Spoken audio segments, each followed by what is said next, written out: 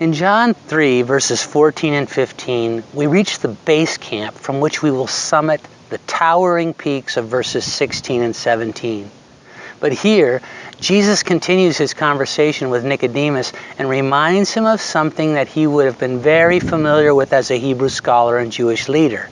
The story of when Moses in the wilderness raised a pole with an emblem of a poisonous serpent on it. You see, the children of Israel, because of fear, had refused to enter the promised land, the place that God had promised them as their inheritance.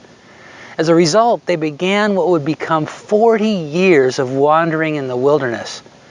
But instead of acknowledging their own faithlessness, they started to blame God for their circumstances, and this unleashed a judgment upon them.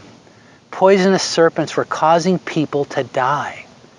But God was unwilling to leave them in that predicament, even though they brought it on themselves.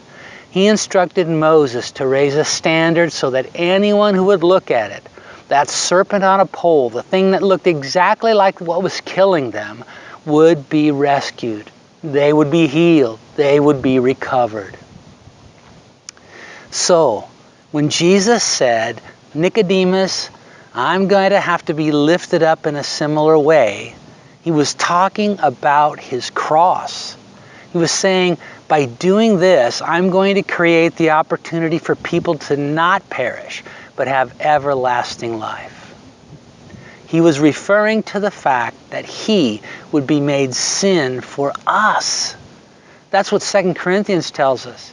He was made to look like my sin and your sin. He took on the darkest, blackest, most wicked condition of humankind and bore it to the cross so that we, you and me, for whom the cross was our just reward, could be made free, recovered, rescued, redeemed, have everlasting life.